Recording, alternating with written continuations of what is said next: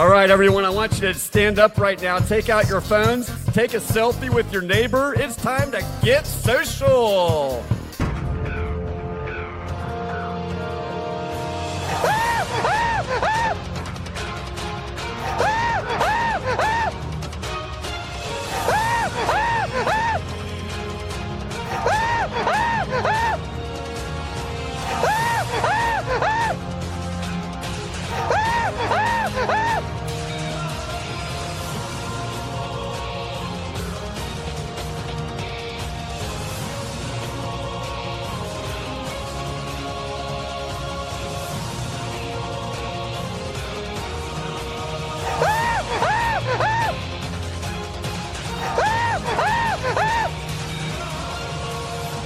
Welcome to this very special Amazing Race 28 episode of URC number the Amazing Race podcast from Reality TV Warriors. My name is Michael Armstrong, and joining me as always is a Canadian who would only ever get himself trapped in a clay pot if it contained a cooler, Logan Saunders.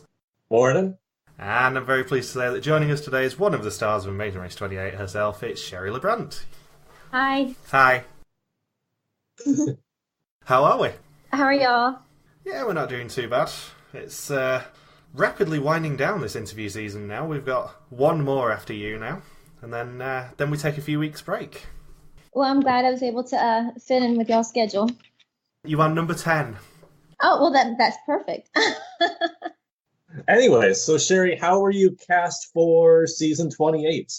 Okay, so this is what happened is that season 28 is a social media season cast, and they contacted Cole and Jack. Jack's my third son. He also, like, all my kids kind of have like a good little social media following.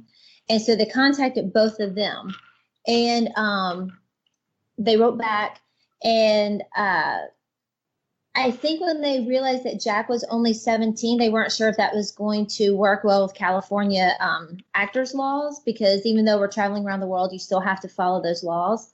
And what they did is they said for my oldest son and then Jack to send in an interview with Cole. And then my husband and I, we sat together and did an interview with Cole also, and we just submitted all of it. And CBS chose me to be his partner, which I was completely shocked because I really didn't think they would pick me. And I think my interview went something like, I'm Sheri, I'm Cole's mom, I have 6 kids, I know how to make sandwiches and clean toilets. And that was pretty much it. I didn't think I really wowed anybody, but I guess they liked that I was able to make sandwiches and clean toilets, and I guess that got us to the casting part. That's what put you over the edge over everyone else who sent an application with Cole? Nobody else had that skill. I really think in the final leg, if they had made like a sandwich making challenge, we would have like come in first. Would the sandwiches have to be cut in the shape of hashtags to fit in with the theme of the season? They would have to, yes, because you saw that hashtags were very important for our season. We figured that out by like the second or third leg. It was, I guess, one of the easier memory challenges to probably catch on to. Yes, I think so too, because we were writing everything down, and then I think by the third one, we were like looking and thinking, okay, now we're starting to see a pattern. But, I don't know, like sometimes you think like maybe they're thinking that's still obvious, that's so obvious, and that wasn't it. So you still write everything down because, they could be tricking us. Was there anybody who didn't catch on that the hashtags could be used as the final memory challenge? No, we all caught on. Yeah. It was that obvious, eh? It was pretty obvious. But I still thought, flags, where the countries would be, those sorts. So we did study other stuff because we thought that was too easy and there was going to be more. Right. Can you tell us about the one contestant who almost made it onto your guys' season? The one, Glozell, I think? Oh, okay. I don't know much. As crazy as it sounds, I really don't know all these social media people. I never saw her interview, and I had heard that she was brought up, but she hurt her foot or something. That's all I know. Oh, okay. Like she broke her foot or something, and so I think that threw her out. But we never saw her in our group. When we flew to California to do our interviews, we didn't see her there. Right. I guess she was in one of the other groups, I guess? I guess so. She would have been. I think we were in the second group. So I guess she was maybe in the first group. I don't know. Or maybe she might have already been out at that point. That actually leads me to another question. Who was in your casting group that made it onto the season? Tyler and Corey, Bernie and Ashley, Jessica and Brittany. That might have been it. Oh no, Marty and Hagen are also in our group. Oh yeah. So it was just two casting groups then? From what I gather, yes. I just had a question might pop into my head, but I've already forgot. Oh, did Cole have to point out to the other? Did he recognize some of the other social media teams? Yeah, he knew Tyler and Corey, but that was it. That was it. Wow. So even within that small circle, you guys really didn't know too much about each other, or did other teams know more than others? No, and what's funny is that like talking to Tyler and Corey later, which Cole's probably gonna hate, they didn't realize we were a mother-son team. I think they thought that I was like an older girlfriend or something like that. So I think that's kind of. And they also said that they thought that we were like probably a little bit more deceitful and mischievous than what we really were. That we're kind of like straight up easygoing people, and I think they thought that like that was like our ploy, but it's like no, really, we're really that like that nice. We had no schemes up our sleeves. We were just like, we can't believe we're here doing this. It's like, what's your guys' game? Come on. Yeah, no, there's like drop the facade. There was no game whatsoever. So there was no consideration to use the U-turn at any point then? No.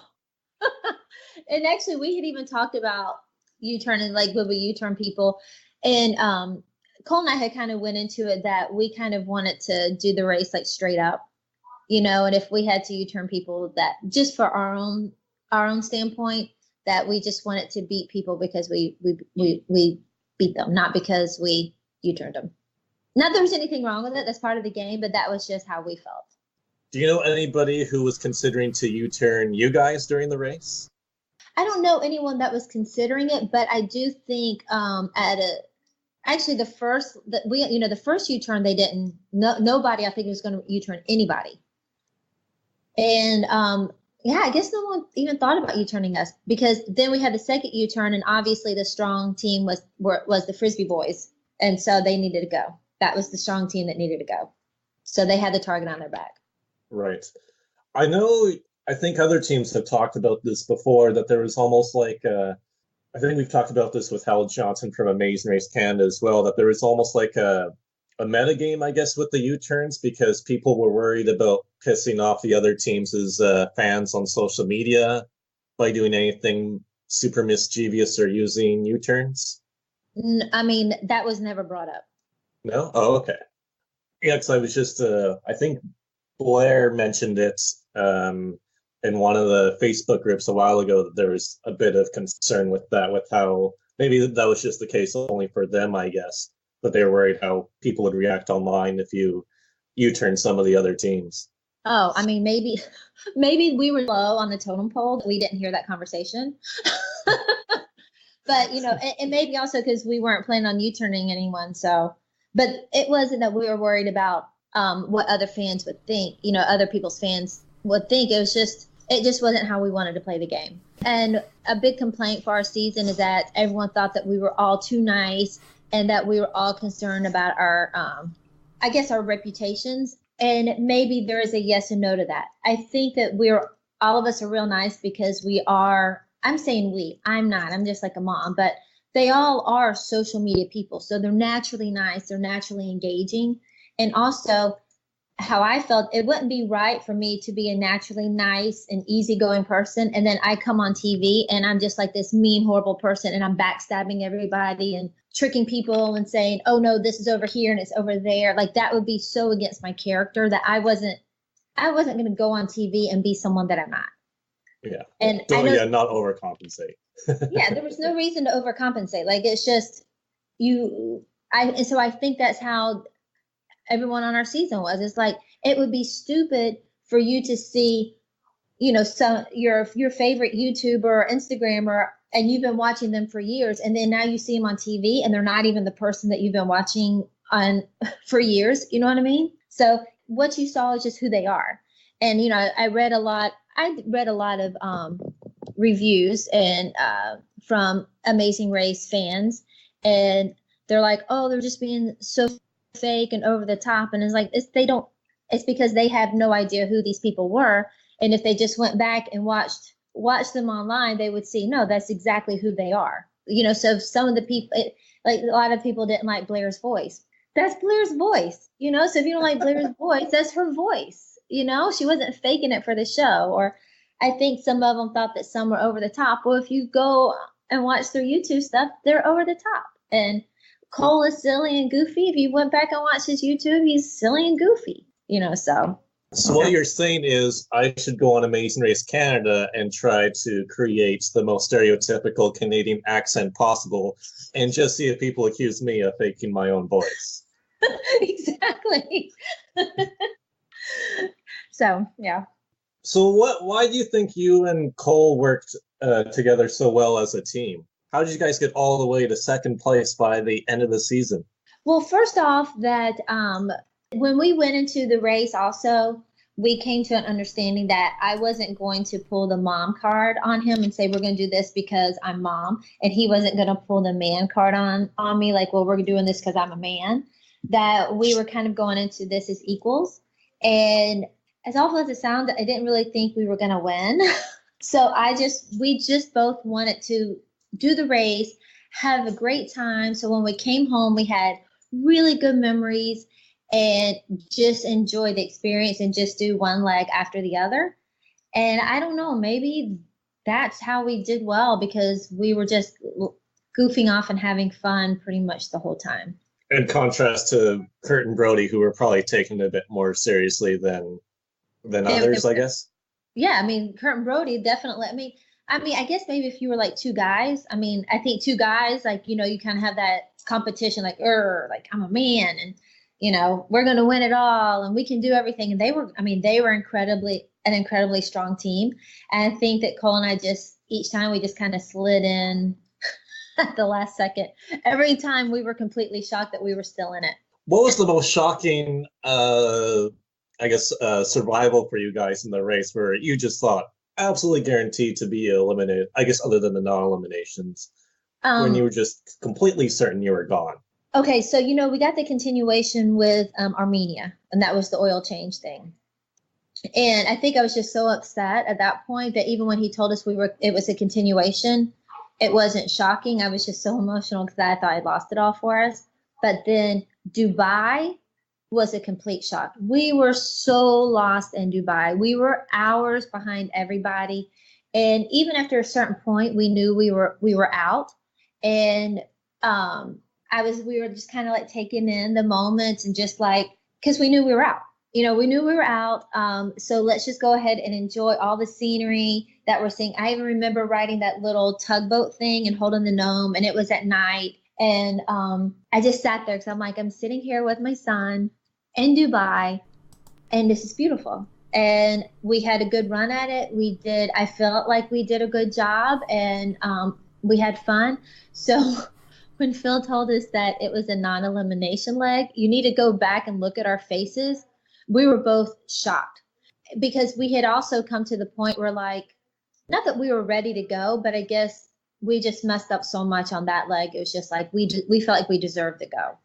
And we were really worried what the other teams were going to say when they found out that we were still in the race, because that meant that we took a continuation and we took another non-elimination. And we kind of thought that everyone was going to be kind of mad at us about it.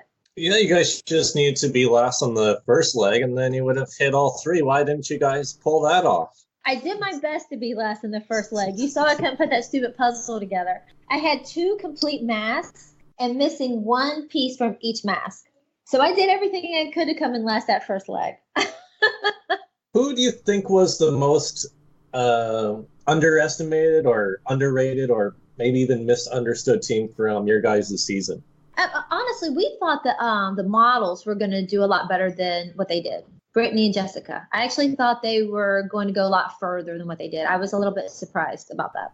Because they're both very competitive girls. They're very smart girls. So Cole and I were completely shocked when we found out they were out. Yeah, that was during the leg when it was that where both teams from 3 different seasons all happened to be on that pit stop at the exact same time except for Jessica and Brittany. Yeah, and that one actually was one that kind of made me mad in a way because Cole and I did really well that leg. And then when you found out we were all except for Brittany and Jessica, we all had to wait for that one train.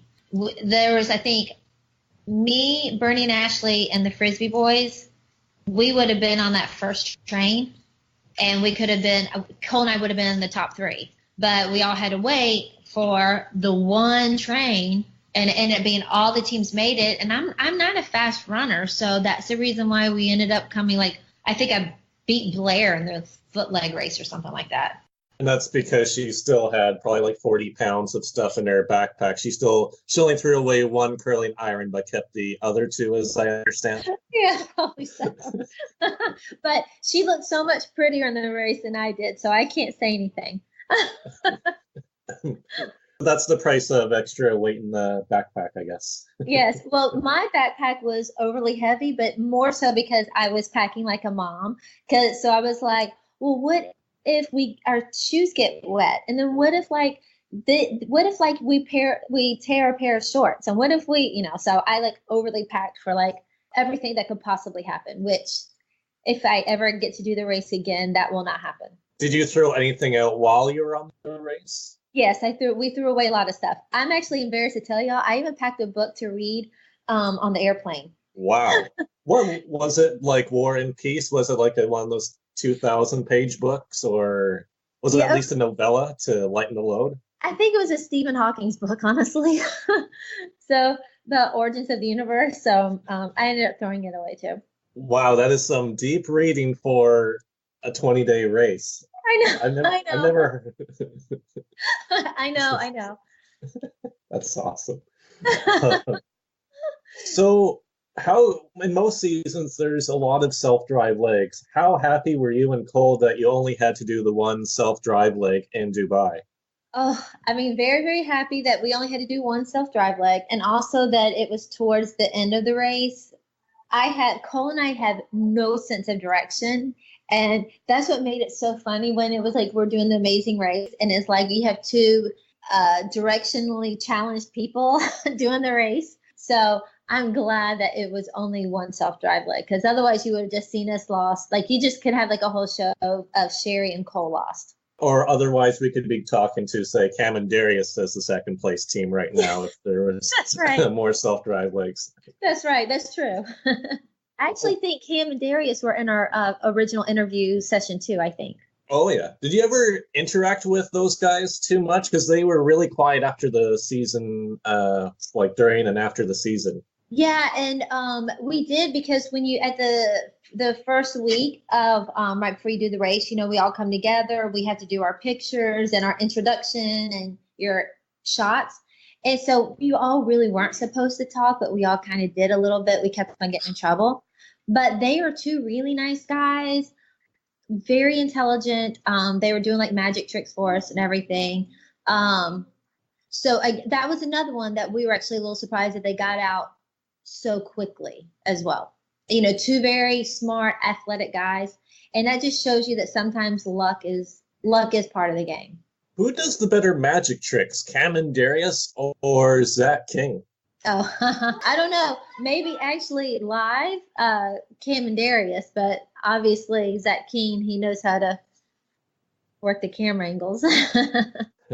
I guess pre-production versus post-production in that case. Right, exactly. You have to see how well-rounded both of them are. How much did they tell you about the actual go moment as well? Because you guys had the weird situation of being at home and then getting the video. Did they actually warn you that was going to happen, or did you think you were then going to fly back out to a start city? No, we knew we were starting from our house. And I did ask them permission to let my older son know so he could drive down and say goodbye to me one last time. And they did allow that. But we knew, and we were a little bit worried because we were leaving from South Alabama, and so we don't have like a large airport hub. So we knew we had to do Dothan.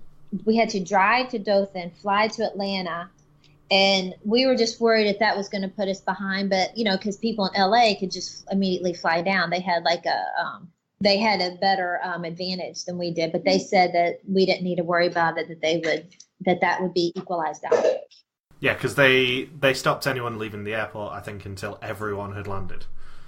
Right. We all had to land. And that was actually something too, that was where we had made a mistake. Cole and I like prepaid some taxi. And what we realized is that I think we had like a taxi bus. I don't know if that's what you call it, but I guess more people could have fit in there. So the guy was driving super slow. And that's the reason why we were one of the last people to arrive there with Phil, you know, that first little part.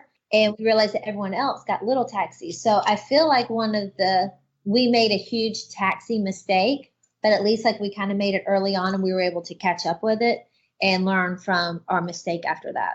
And really from here on out, we didn't have any taxi errors. I wish that they showed it more, but Cole was phenomenal at picking the right taxi. So he would talk to somebody, and if they just for a second like hesitated, he was on to the next taxi. That's a really good strategy. We've talked about that with another super fan where they really want to do that as their taxi strategy. Yeah, if they just hesitated, Cole's like, nope, and went to the next one. He would be like 4 or 5 taxis ahead of me, and then as soon as he would find out I had to run as fast as I could to kind of catch up. Well, I mean, I was trying to catch up, but you know, I'm not as fast as a young teenage boy. So I guess in a way, like fans over the years say, oh, teams get screwed over by a bad taxi. But I guess there's actually ways to defend where getting that bad taxi can be partially your fault. Yes. You know, and if you think about that China leg, I mean, we just showed our taxi driver that clue. And I guess it says, I can't remember what it said, the library, or I really can't remember what the clue was. But our taxi cab driver dropped us right off in front of it, like right in front of the building. And that wasn't production setting it up. We legit had to find a taxi, and the guy knew exactly where it was. We stayed in the taxi until he took us there. And I think that's where Bernie and Ashley messed up, is I think they were maybe looking for something else. They got a little frustrated and got out of traffic and got out of their taxi and ended up getting lost. Wow. And that could have changed the whole outcome to the ending of the season right there. Yeah, we would have been in 4th place. We thought we were in 4th place. And it's funny because the way they edited, Cole was like, you know, we could still be in it. And that was him just joking around because, again, we knew we were out. Like, we were so far out, you know, and we were just – because nobody else was doing the unicycle challenge, and it took us forever, and then it started raining, so it made it harder. So we knew we were out, but we were just having fun with the unicycle challenge. We're sitting in the taxi, we're laughing and cutting up, and then when he's like, you know, we could still be in it, and we just start dying laughing. But it is kind of funny that they edited it as if like maybe we really knew what was going on. We had no idea. We thought we were so out. You were just happy Phil didn't come out on the course to eliminate you at that point. Exactly. Like, you still have not figured out how to ride this unicycle? Since you guys didn't have a real starting line, like a lot of racers say, that's when the adrenaline really kicks in, is right when Phil says go. When you guys don't have that real starting line, when did the adrenaline rush set in for you and Cole? I think when we did see Phil and we got that original ticket, you know, to tell us where the next place was, I think that's when like we looked at each other and like, wow, we're really doing this. Like, it's middle of the night in Mexico and we're really doing this. And then you'll notice, I'll go ahead and say, y'all noticed that I kind of was crying a lot that first leg. Oh, really? Yeah. And the reason why is that I kind of thought all along that I was the wrong pick to race with Cole. I thought it should have been one of the guys, that I felt that they chose the weakest person in our family. And I was so afraid that he had taken all this time off to do the race, and I was going to be the reason why we were out the first leg. And then when we kind of got lost and we didn't see anybody and we just kept on running, and it just kind of really hit, I guess, all the emotions of like the months before, that was always a worry in my head that they had picked the weakest person in the family. And I guess just at that moment, all the emotions just kind of like poured out of me. And I was just so afraid that I was going to be the reason why we were out. So when you guys get to play again, is it going to be different where you're going to really be making Cole feel guilty if he's the one that lets you down the next time, where the roles can reverse and you can be the one that says, I'm the racer now? Yeah. Well, I've already decided if we ever race again, he gets to do the first challenge. And it's skydiving. Oh, God, no, then that has to be me, or otherwise we're out. It has to be me. I would like to do, or maybe if they ever do like an all-star mix-up, that would be kind of fun. I would love to race with like another racer. That would be pretty cool. Which racer? Oh my gosh, there's like, I always talk to, I would want to race with Corey or Scott. Scott Flannery? Yes. Scott's my buddy. We love Scott. I know. We So adore I would have so much fun. I just want to race with somebody that I would have a lot of fun with, and we would laugh and enjoy it the whole time. And I know for a fact from speaking to Scott that he listens to all our interviews as well. So he will be listening to this. Well, Scott knows I love him, so it would be really fun to race with him. We would laugh the whole time. But he's, like he has that competitive edge that would probably keep me going and like keep me focused. Like, Sheri, stay focused. We got to do this. Stop laughing so much. And that's another situation. If you're teamed up with Scott, that's another season where you would have to do every heights-related challenge. Yes, I would, wouldn't I? Yeah. So again, you would see me cry because I'm afraid of heights, but I would put on my mama bear pants and do it so he wouldn't have to. Oh, Scott's not afraid of heights anymore. He loves heights. I think he's still afraid of heights. Yeah, we really need a video of me and Scott going on a roller coaster together. Oh, that would be amazing. And see, now I love roller coasters. I love all those sort of things. But jumping off, like, when I had to jump off that building, what really freaked me out is that I realized the rope wasn't attached to anything. It was just a bunch of guys holding it. So that really freaked me out because I was like, what if, like, for some reason they all let go of it at the same time? I'm dead. Tore a bicep. Yeah, exactly. Like, they all get a torn bicep at one point, at the exact same time. Sheri's hitting the ground. You know what? We're not really feeling the social media season. That's right. Never mind. Forget it. We're not airing this one. This video will go viral. I mean, I guess Cole would be a rich person at that point, right? After seeing his mother splat on the ground. It'd be like a Bugs Bunny cartoon. It'll just be a puff of smoke or a cloud. And then that's a case where Phil would have to be out on the race course. That'd be a very interesting scene for him to narrate. Yeah, that would be tough to narrate. But she did grab the clue. Then there would be a mandatory partner swap for Cole. Yeah. What is more likely to happen? Cole going skydiving or you becoming a full-time car mechanic? I don't know. I think I was a pretty good mechanic. Doesn't everybody want me to change their oil? I mean, come on. And I thought that car was going to catch on fire when we were riding in it. I don't know how it didn't. You saw how much oil I poured all over that engine. Yes. I thought it was going to catch on fire. So did our camera crew. They thought it was going to catch on fire. Yeah, the Amazing Race would truly be lit at that point. It would be, wouldn't it? Oh, Lord, that was so funny. And I had like a lot of people after that episode aired that told me that I could have, I guess, punctured it with a screwdriver, that I guess it can create like a type of seal, and that if I had punctured it, it would have loosened the seal and I could have gotten it undone. And for the record, I do want to tell you all, I did try to go both ways because I thought maybe because we're in Armenia, it's different here. So I don't want everyone to think like, oh, she was so stupid, she only did it one way. No, I was actually really trying both ways. It's just, it was sealed on so tightly that it needed something more. Yeah, it's like nearby Bulgaria where nodding your head means no and then shaking your head means yes. It could have just been reversed. It's similar reversal like that. Well, I just didn't know. Like, I'm not much of a car person. So I thought, well, maybe in another part of the world, the car is different. And so I did try both ways. But I did have a lot of people after, like, tell me that if I could have punctured the air filter and I guess or oil filter, and it would have loosened it. Personally, for me, I'd be taking the 4-hour penalty because I haven't driven a car in about 10 years. Well, I just think I looked out and got the one taxi that because everybody else was able to loosen theirs with just their hand, and I just lucked out and got the only one that required some muscle behind it. Of course, that's where luck plays a factor into the Amazing Race. Right, and I have like really strange bad luck, so I wasn't surprised that I chose the wrong taxi. What's the strangest case of bad luck you've had? Oh, I mean, okay, I even like think like if you look at even the first leg, like I happen to choose the one, like I can't find the last puzzle piece of two masks and have two complete masks, and everybody else can find one complete mask. And then anytime I drive anywhere, you can always guarantee the really slow person is going to cut out in front of me and go super slow and then drive with like the wrong blinker on.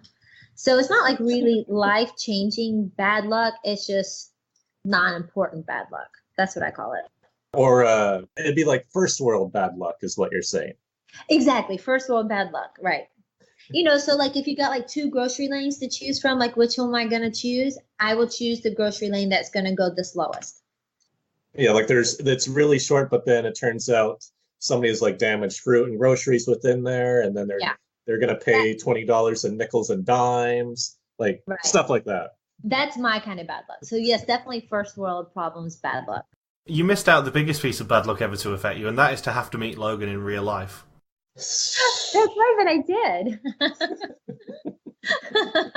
After Justin snuck him into your finale party. I know. Yeah, I snuck it in the cart of gourmet cheeses. I was underneath the carts that was wheeled in for that. Well, hopefully I'll see you at another finale party. I would like to go to another one. Yes, that was 28 and 29 were both very, very fun experiences for me.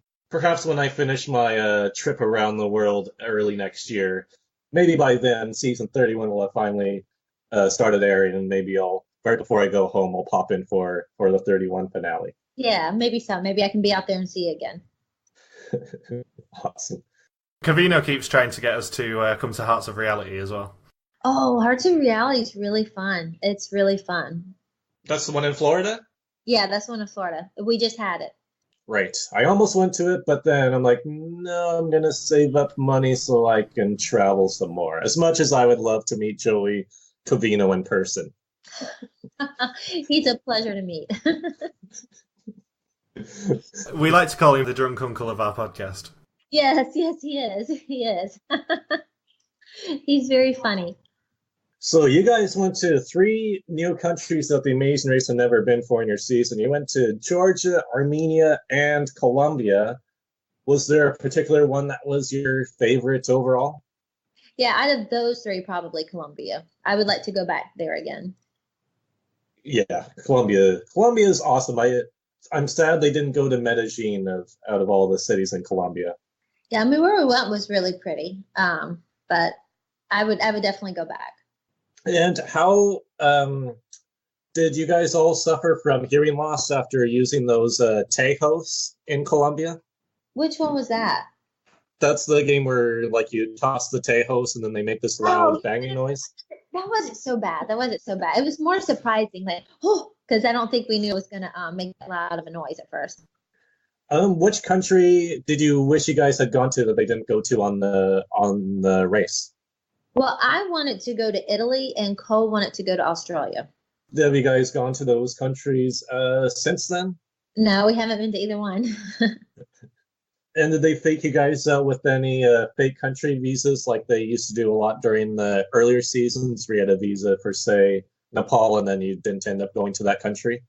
Actually, I don't think so. I think we were able to figure out that Bali was our where is it called?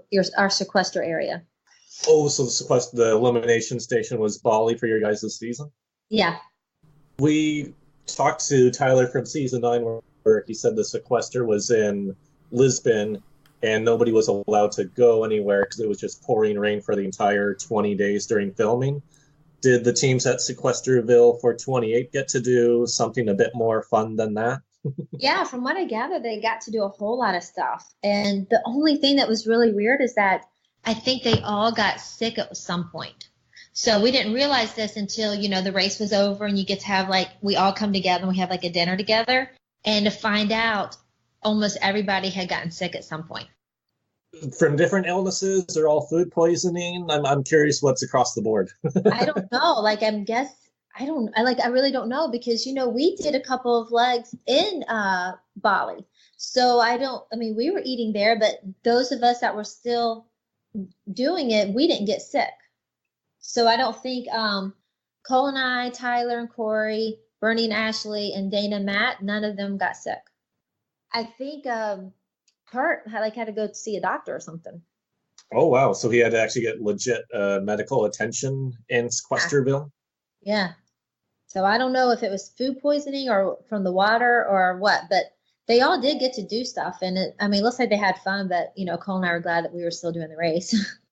We joke around that we figured that every time that somebody came, to visit Sequesterville, that everyone there was probably thinking, Cole and Sheri aren't here yet? Like every time it was probably like a shock that we weren't there. Maybe they were thinking that, especially later on, maybe it was a Freaky Friday thing where you had switched bodies with one of the other racers and it was actually you guys. Yeah, that probably so. That was the only way that we continued. And we have like the lowest score, don't we, for finishing second place? You have the lowest average of any team ever to finish in the final three, worldwide. Yeah, there's a team in the Israeli version of The Amazing Race that is super pissed off that you guys broke their record. We were trying to do that. So if you get any hate mail from Israel, it might be from those two people. That might be because we broke the record. It was Latino America, Logan. Oh, it's Latino America, pardon me. So if you get hate mail in Spanish rather than Hebrew, okay, you probably know where it comes from. That's the reason why. Did you guys have any specific alliances within your season? No, we didn't even create any alliances either, because for the first part of the race, there was like a group of people we never really even saw because we were that far behind them. The only time we maybe seen was like at the airport, but I don't think we had any alliances. I don't know why anyone would want to work with us. Because you're nice people. We're nice, but we didn't add any strength, I don't think. Except just, laughing and goofing off. That's the most valuable strength of all. It breaks the tension. It does. And, Cole ate a lot. We used a lot of our leg money to feed him. At least he didn't take other teams' leg money to feed himself. Then you guys may have been Uturns. That's right. No, we didn't do that. We used our own leg money. He's a growing boy. He was a teenager when he raced. Yes, he was a teenager. Is he the youngest racer? Had the production tell you if Cole was the youngest racer to have gone the race other than the folks in Family Edition? I'm not sure, but I know that he's the youngest racer to finish in the top 3. Okay. That makes sense. Yeah. Trying to mentally scan through every age of all the Amazing Race contestants, but that could take a bit of time. Don't worry, Logan, we'll wait. Yes, we have all the time in the world.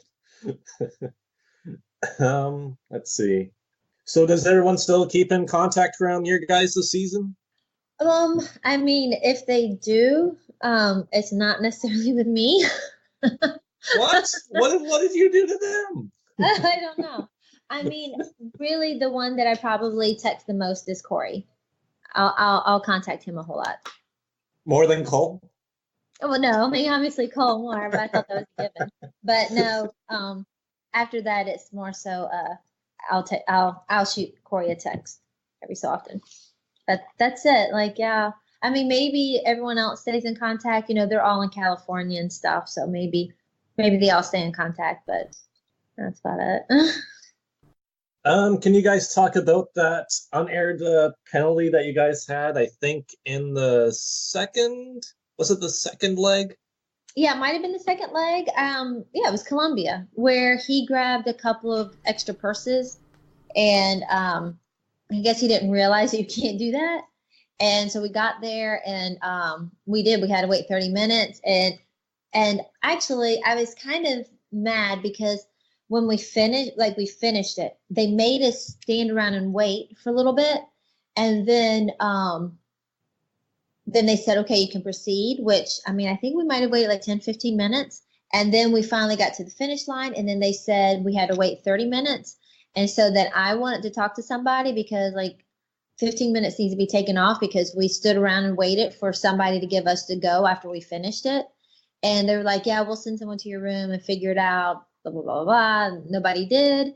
But then I guess it didn't really matter because I guess there ended up being an equalizer, so it didn't make any difference. I was sitting there pretty steamed during that whole time. Yeah, 15 minutes is a pretty big deal can be a big deal on the Amazing Race.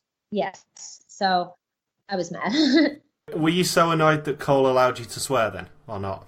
Or has he still got a blanket ban on allowing you to curse? Well, it was so funny because, like, I guess they aired my cuss words because mine are, like, PG, but everyone else was, like, dropping the F-bomb. They can't, like, air those, so now it just looks like I'm the one with the potty mouth. I should have been saying something a little bit heavier, and then they wouldn't have, like, aired my cursing. But I think I may be the only one actually cursing on air. I don't know. Did you guys come up with your own idea for the intro shot video at the start of each episode? No, they decided that for us. To pop out of the hedges? Yeah, pop out of the bushes, yep. Did you like it? We love a wild intro shot. Well, I was worried that they were going to make us do some sort of fancy walk-in like the models did. And I was like, y'all, like, I'm not going to be able to do any sort of fancy model walk without looking like a goof. And so I was glad that they had us popping out of a bush or something like that. How did they come up with that idea? I don't think they ever had that idea for any other intro before, to be like, hey, 28 seasons in, let's just have a team pop out of a bush. We don't know why. I don't know. Maybe they thought that fit our personality. They originally told us that it was like a house, and they were going to have Cole sitting on the front porch, and I was going to bring him some lemonade, and he was going to be shirtless. And I was like, oh, okay, that's fine. And Cole's like, no, I'm not going to be shirtless. To find out it was just a joke. But I was like, yeah, that'll be fine. I'll bring a lemonade. I don't care, whatever. So that was the alternative idea, and somehow popping out of a bush was the non-joke idea out of the two. Yeah, popping out of the bush. But I thought it was pretty funny. It's like, hey, we're here. That kind of suits our personality. Like, look, we're here. Everyone else is like so cool and like giving like faces, like like, because it's like a downtown city area, so that everyone else looks super cool, and then you got us. Bama. Oh, that's right. And who had the closest relationship on the race, and why was it Blair and Brody? I don't know. I think that we were all thinking she should have like gotten with Kurt, because he's Brody's super nice too, but Kurt's like a little sweetheart. But I don't know. I guess it was just a little show romance, and it was cute. And from what I gather, it only lasted like pretty much as soon as the season was over. That was it for their connection. Yeah, because when we all went over there to do the they had like a little premiere party for us. It was already over. It was like been over. Was it over, or did it not even really start? I don't know. I think they might have visited each other like a couple of times, but then I guess it just fizzled out, or I don't know. It just ended. Do you think you guys would have done better in a race that was a bit more old school in terms of being able to do more flight scrambles, or do you think always having a lot of equalizers at the start of each round helped you guys out a bit more? Oh, no, the equalizers definitely helped me and Cole out. I mean, I'm not going to deny that whatsoever. The equalizers helped us a lot. I guess it makes sense if you guys are breaking the record for lowest average to get to final three, that you needed something to keep you in the game in each leg where you didn't have that big of a disadvantage. If anything carried over, it would have really sucked. Could have been behind people for a really long time. Why did Dana and Matt do so well on that final leg? Because it seemed like they were quite a ways ahead of everyone else to the finish line. Well, the first thing that we had to do was jump off that building and grab the clue. Well, I think he's like 6'4". So he got it the first jump. Well, Tyler and I are like 5'4" and 5'5". So it took me 3 attempts and it took Tyler 4 attempts. And if you look, that's exactly how. And then after that, there was no way to catch up. And that was that. It all just came down to that. That was the only task that had any degree of variance. Everything else was super linear and straightforward, and no way to really make up time. No way to make up time. We all were arriving to like the next thing. Like when we got there, Dane and Matt were leaving, and then when Tyler and Corey got there, we were leaving, and that's how it just next place after next place after next place, and that was that. Yeah, that's it. Were you surprised by how far off certain people were in predicting that Dane and Matt would win by the end of the season? I mean, no, because they were a good team. I mean, and they were racing a lot with they were working with Tyler and Corey. Tyler and Corey are a good team. So I think maybe the shocker is that Tyler and Corey didn't win, but I don't think anyone should have been surprised that Dane and Matt won also. I mean, by certain people, Logan means himself. Because as I was looking through my notes to come up with topics that we were going to talk to you about earlier, I did see the point where in the finale there was just loads of glossy messages from people on my behalf just saying, told you Dana and Matt were going to win. Yeah, they're a good, strong team. I think, I guess she was the villain of the season, I guess you could say that. So I guess a lot of people didn't want them to win, but it wasn't that people wouldn't want them to win because they weren't a strong team. They were a great team. Was it surprising to see how much of the vitriol from the random fans online was directed towards Dana? Because she had to seem like she had a rough time on the various social media platforms with people responding to how she was portrayed on the show. Yeah, to be completely honest, I'm always surprised at how hateful the fans can be. I mean, I know you asked me about Dana, but I can tell you I read some absolutely horrible things written about my own son that was disgusting. And so I'm surprised that people just can't watch the show and appreciate that those of us that get picked to be on it, it's a once in a lifetime opportunity, and we're all excited to do it. And then you read these comments and it kind of bursts your bubble. So if any of you fans are listen to this, be nice. Like, think about if you were about to do the show and then like you read all these horrible comments and they don't even know you. It's surprising. I mean, and you always have to realize that there's an edit, and maybe she got a little fiery during the race or whatever, but it doesn't necessarily mean that that's the type of person she normally is. But I don't know. I actually had to leave a lot of the groups because I was surprised at how mean many of the fans are season after season after season. Yeah, it's still a continuing trend where it's like some people just don't get certain aspects of the show, it seems like. No, and it's always like, we want normal people. We want normal people. And I'm thinking, even my own season, I'm like, how much more normal do you get than a stay-at-home mom that's had 6 kids and hasn't gone anywhere for the past 20-something years? Yeah, like right now we are Skyping with you while you're in a room and your kids are making cameos while we Skype with you. How much more normal can that get? You just can't get much more normal than that. And Cole, even though, yes, he is a YouTuber, but he's married. He has another little girl on the way, so maybe their job makes them a little bit more famous, whatever. But at the end of the day, they're still just normal people it's just their job is something that's a little bit different. And even like, this past season that aired, season 30, people, it's the exact same gripe. We want normal people. And then they just say, I'm just amazed at some of the horrible things that people say. I don't understand what it is about certain shows that just brings it out in people.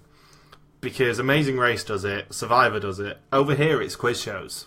People are just horrible on Twitter all the time about anyone. They just cannot be happy for anyone else. No, like exactly. You can't be happy that like a mother and son just like are racing around the world and experiencing something amazing. You have to say crude things. Like, I'm not just saying like, oh, I don't like them. I'm saying some crude things are being said that I just was appalled, because I know if they were looking at me in my face, they wouldn't say it to my face. But online, they can say just whatever. If they do say it to your face, that would be twice as disturbing.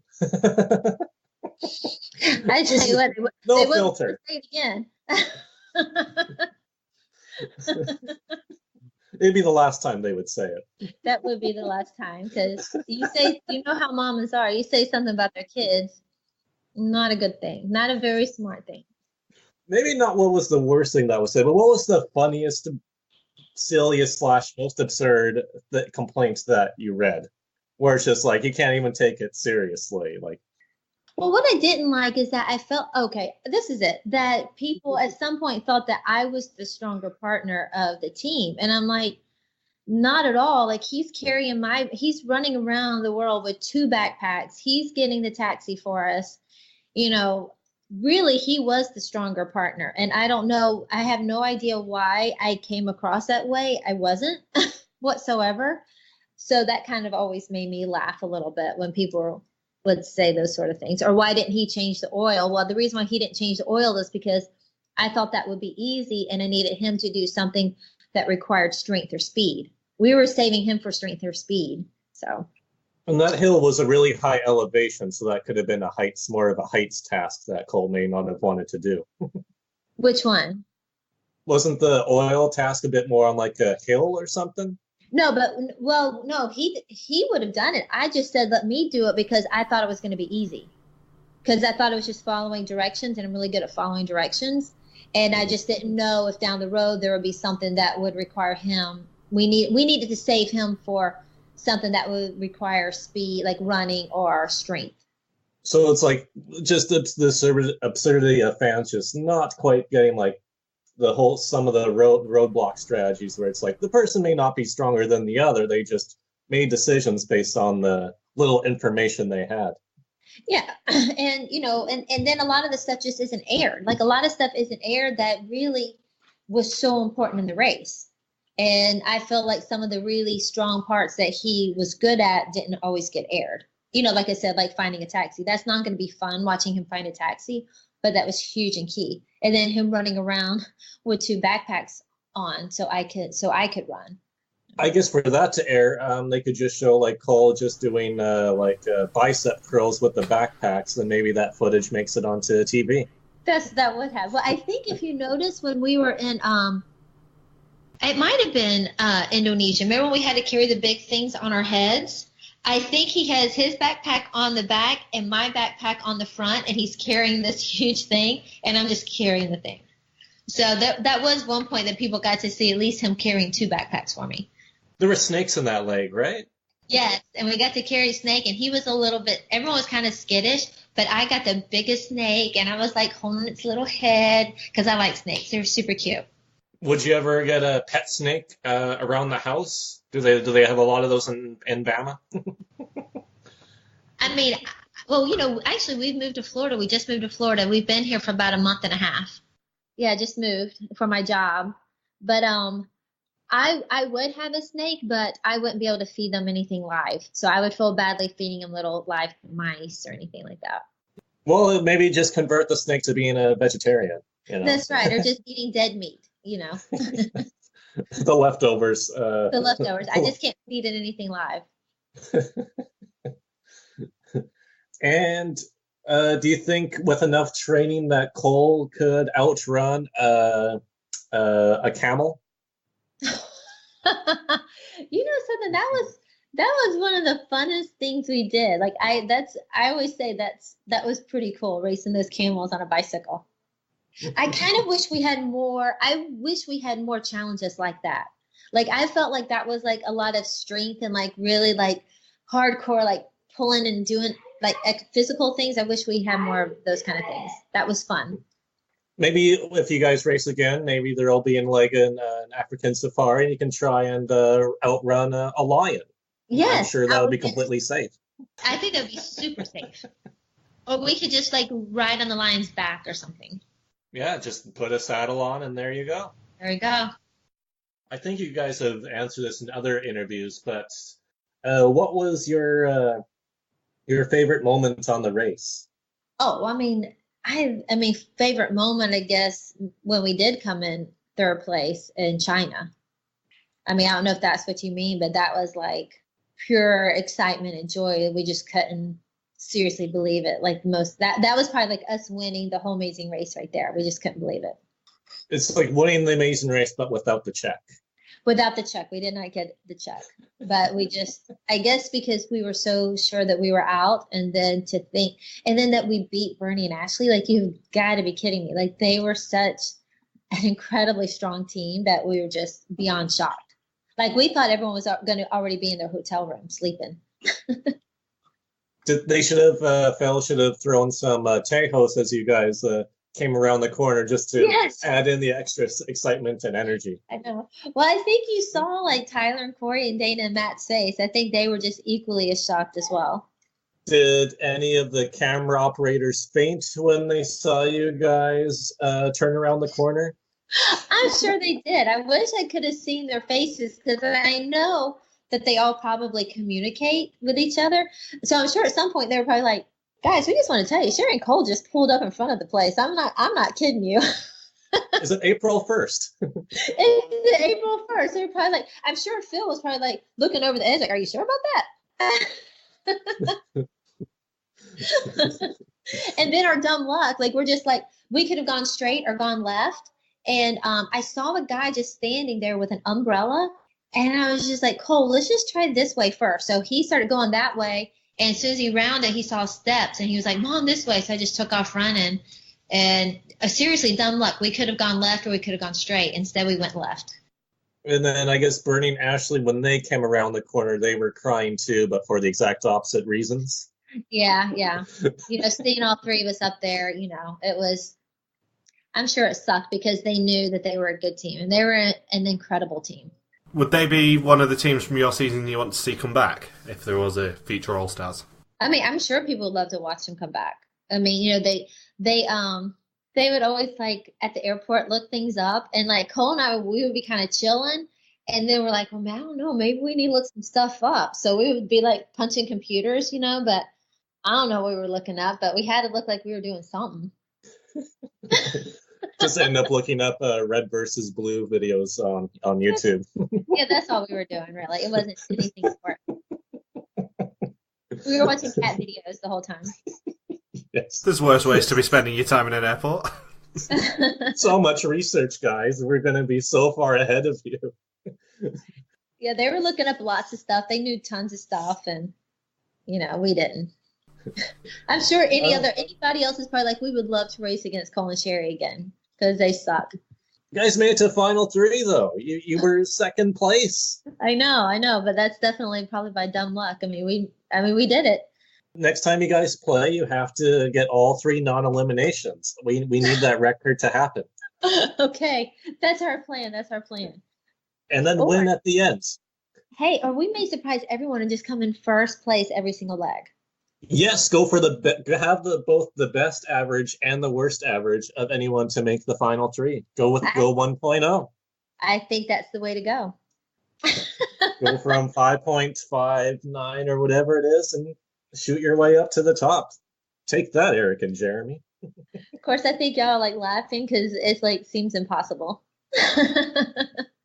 Anything can happen on the Amazing Race. Yeah. Trying to think if there's any other teams that we haven't brought up yet. Erin and Jocelyn. Yes, Erin and Jocelyn. How was your guys' interactions with them while on the race, and your thoughts on them? I think we pretty much covered everyone else. Yeah, great. No, Erin and Jocelyn are very sweet, and they were the ones that I think sometimes people thought were like a little hyper over the top. And the thing is, that's them, that's how they are. And they're funny and they're really nice and just goofy girls. And so they weren't putting on any show for the show. That's just how they are. But really sweet and beautiful women. And clever with the 2 Bs. And again, Cole and I knew nothing about that either, before we did the show. Not a big connoisseur of clever news on YouTube? No. And we've heard some interesting stories over the years about teams that getting close contact with the law. Was there anybody who got in trouble with the law during your season? No, I think we all did well with that. I know we were all a little bit nervous in Dubai because they kind of give you this whole talk, and we had to be covered up, which is funny because then I'm running around in a bikini in Dubai. But, we had to have our shoulders covered, and we couldn't, show any affection towards one another. And so I was, nervous that we were going to somehow be arrested there, but it ended up being cool. Everyone seemed to be fine. Oh, wait a second. Hold on. There was one country Dana and Matt did get in trouble with something. I can't remember the whole story, but yeah, there was a close call with Matt. Yeah, we heard in Dubai they got in trouble with, that's right, they got in trouble with they were driving by the embassy or something. Something, yeah, that's what it was. Yes, I remember that, and it was like pretty scary. Yeah, I think it's because they had the camera, like the camera operator it looked like they were filming the embassy or something like that. But I mean, everyone's just driving around all over the place. So who knew that was the embassy, But yeah, I think they did. Did they give you guys the Dubai talk like right before you went into Dubai, or was it like in the season briefing before you start the race? No, right before we went to Dubai. So does everyone take a knee and circle around Bertram and Elise as they lecture you, or how does that work? It was our security detail. They told us. Oh, okay. Yeah, so we all sit around and they told us, the do's and don'ts. The do-bys and do-don'ts. Yes. And then they told us that there may be sometimes that men wouldn't talk to us, and I think that kind of made Dana and I a little bit angry. Like, how dare you not talk to us just because we're women? Yeah, I can't see you and Dana being the type to really put up with that too well. No, we were not very happy about that. So that could be why we had a little bit of a slight attitude going in there. It's just like, really, you're not going to talk to us because we're a woman? And also, I didn't like, I was a little bit upset that, do you remember how in Dubai, how like we had to go into that little tent and the guys had to rub noses? Oh, yes. You didn't get to rub noses. Yeah, well, that's the thing is that only men could go in there. So what if we had a female team? Then how are they supposed to do that? And I personally don't think that The Amazing Race or any show should ever do something that only one gender could do. I didn't think that was right. I think it needs to be something that male and female could do. I was disappointed in that, not that I want to rub noses with people, but that I wasn't able to do that because I'm a woman is not right. That you didn't have the choice. I didn't have the choice. If I wanted to rub noses, I should be allowed to rub noses. Would you be allowed to draw you and the other person rubbing noses? Would that be a compromise? What, draw? Draw rubbing noses, yes. No, I want to rub noses. I want to rub noses with those Dubai men. So was that your one regret from the season then, is that you didn't get to rub noses with the Dubai men on The Amazing Race? That just put the whole show into the toilet because I didn't get to rub noses with complete strangers in Dubai. Worst show ever. Yeah, it's not being a foot taller, jumping off that building to grab a clue on the final leg. It's nose rubbing. It's nose rubbing. I did not get to rub my nose on those men. Were you shocked that nobody quit before going down the water slide this time? Because for some reason that water slide just really trips people up in the past on The Amazing Race. Yeah, not with this group. Honestly, this group just seemed like a crazy adventurous group. Like they were up for anything. So I'm not even rubbing noses. Even rubbing noses. But I'm not surprised that no one backed out. But I do want to tell you that like I love like water slides and roller coasters and all that sort of thing. That water slide's not fun. It's not fun. It was like, it hurt my back because you kind of hit like every single little thing. And then you're going so fast and the water's splashing up into your face that you mildly for a moment feel like you're drowning. I know the exact feeling you're talking about because I've done Summit Plummet in Disney in Florida. And that's the exact same thing. It's like, you're basically just getting waterboarded. Yeah, like in my head, I'm thinking, how is this even fun? I mean, I enjoyed it. It was just a bit of a, oh my god, I'm getting drowned here. Yeah, I'm drowning. Right when you think like I'm about to die, then it's over with. But yeah, I know the exact sort of slide you're talking about.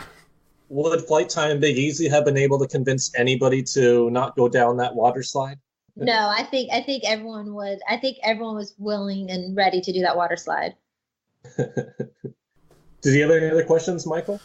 The only other one I had was how mortifying were those swimsuits in Dubai? I know you really liked them.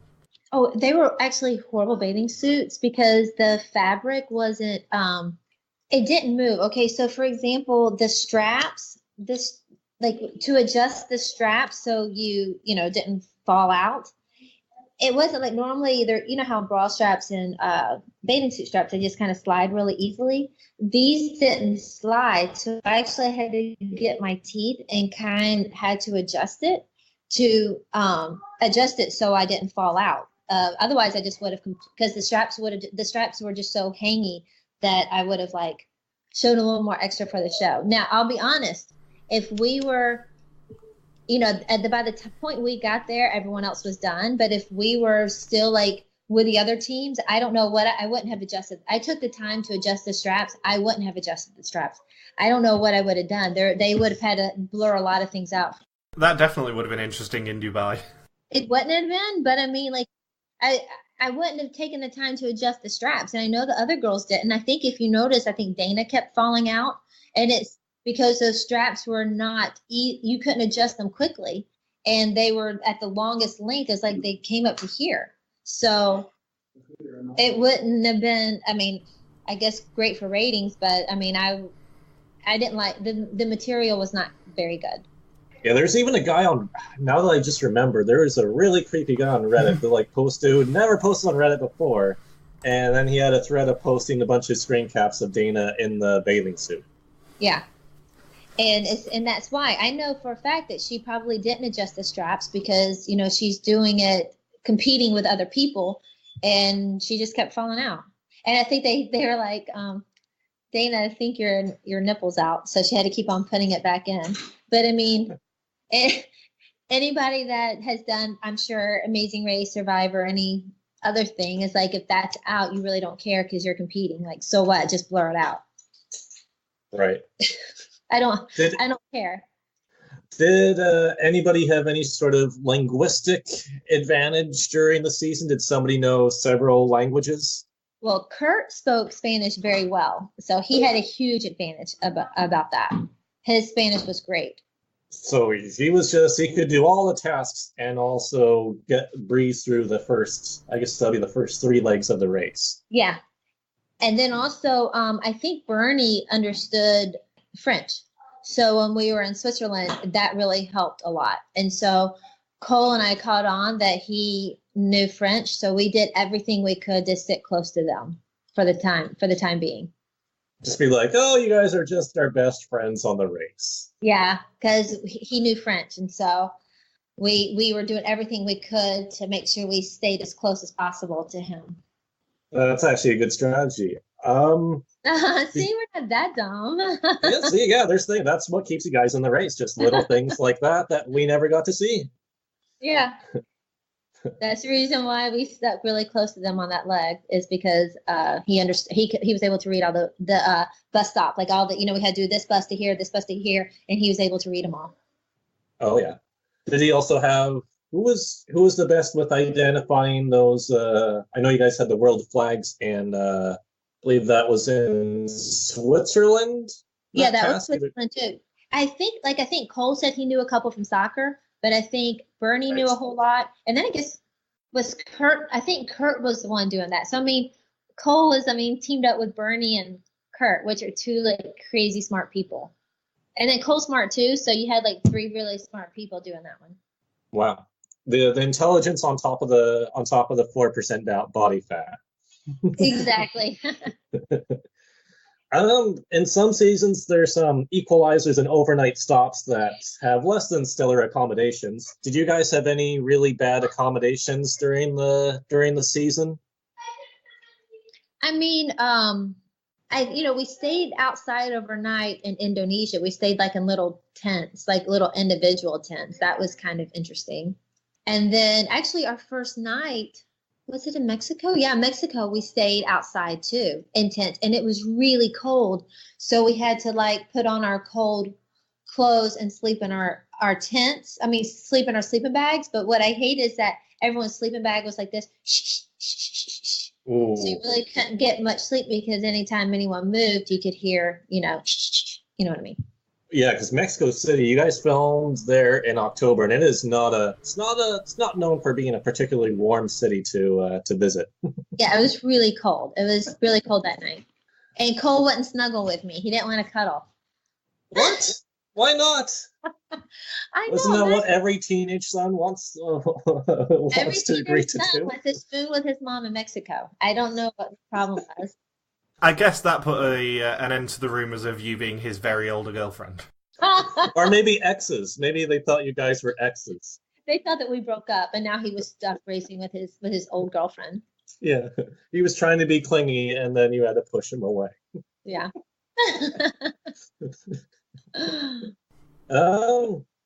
I think we've already covered this before, but yeah, if you and Cole were invited back, I assume no hesitation at this point, or would Cole want to race it with his wife now instead? If we were ever invited back, I would say yes. He would say no. He would say no. Mm-hmm. You know, he has a new wife. She's pregnant with a new baby. You know, he has to run the YouTube channel. And yeah, I know that you can probably have somebody else run it, but that's just like a huge part of his business to like step away from it for a whole month. That he wouldn't do that. So I would be a yes and he would be a no. Wow. Did you guys get a call for 31? I don't know if I'm supposed to say. We've heard a few people who did. Yeah, we interviewed Eric Sanchez from season 9 in All Stars, and he told us in our podcast that he was given a call for him and Jeremy to come back for 31. Okay, so maybe we did, and that's how I know the definite answer. I see. So I don't want to blow anything in case we ever get asked back again. Maybe we'll get asked back in a few years, but that's the situation is that currently in his life right now would not be a good time for him to do the race. But maybe in a few years that could change. Maybe in a few years that can change, but you know, having a brand new pregnant wife, it just was. I understand. Right. So just I guess the rapid fire questions is all we have. Who is your favorite member of NSYNC? Oh, I don't know who's even in sync. I was about to say Justin Bieber, but he's not in that. Okay. There is a Justin. There is a Justin in Justin NSYNC. Timberlake. Yeah. Okay. So Yes. that's because that's the only one I know. Okay. What about who was your favorite boy band then? Would it be New Kids on the Block, or were you just never a boy band person?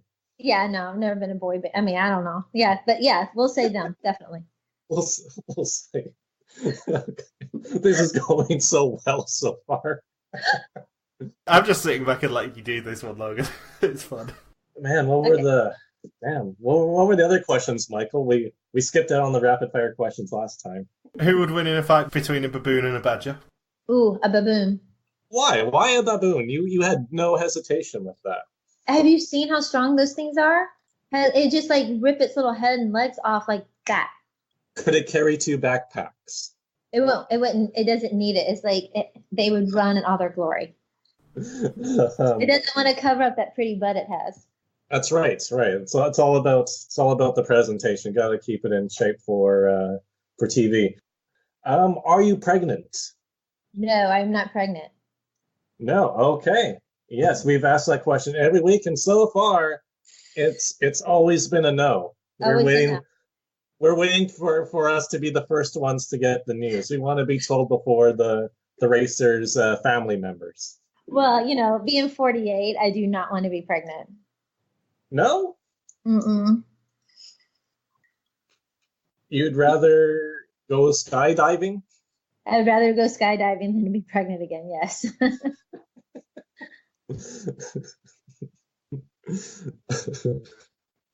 Love how we just equated pregnancy to skydiving.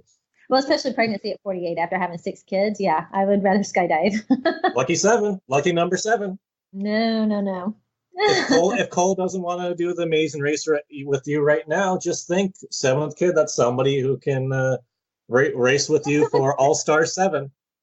Someone that can race with me in another 20-something years. That'd be good. 19. Only 19, Sheri. That's right, 19. Well, I still had to carry the pregnancy, so it's still 20. I got to get pregnant. Oh, right. Yeah. I think that should be the last question. What do you think, Michael? I don't think anything improves upon the pregnancy question every time. That always is good. You'd be amazed how that question. That's actually the least awkward situation we've had that with that question so far. And it's been 3 years since you filmed the season. Yeah, this Thanksgiving will be 3 years because we were in Armenia for Thanksgiving. Have you ever had an Armenian-themed Thanksgiving since then? No. Well, what would even be in an Armenian Thanksgiving? I'm very curious now. I don't know. We were just like eating some sort of shaved meat that night. So I don't know what it was, but they were just shaving it off and throwing it on a sandwich. Shaved meat. No, I don't know what it was. But we were talking about all the food we were missing back home. Thought it was like some sort of reference to Kurt and Brody, but I guess not. No, it was like on a stick thing, and they just like shaved it off and put it on a sandwich for you. Oh, like almost like a doner. Doner kebab, yeah. Or a kebab, yes. Okay. Yeah, I think we're good. Is there anything else that you want people to know about your season, Sheri? I mean, I guess that's it. I guess the main thing is just always be nice to all the new seasons, contestants coming up. They're all excited, and it's really tough to like log in and read all the horrible comments. So if you can hold those mean comments back and just, give constructive criticism, that's good. Because at the end of the day, we're just normal people excited to do a once in a lifetime opportunity. And of course, their once in a lifetime opportunity is listening to me and Michael's jokes for 12 weeks straight. And then trying to run Logan off the internet. Come on now, Michael. That's only happened once, Michael. Come on now. It was a misunderstanding. All right. So, Sheri, thank you for your time today. This has been a very fun and interesting conversation. Probably the most unique conversation you've probably had about the Amazing Race since your time on the show, I assume. Well, I really don't get to talk about it much, so this was kind of fun. Thank you. You're welcome. And thank you. No problem. I'm glad that we were able to work this out. So thank you for listening to this Amazing Race podcast. You can join us next week for our final interview of the series. If you've got any questions, feel free to contact us on our Facebook page, Reality TV Warriors, on our Twitter account, RTV Warriors, or on Twitter pages, MJ Helmstone for me, and Locus of Cracky for Logan. See you next time. Peace out and just chill till the next interview.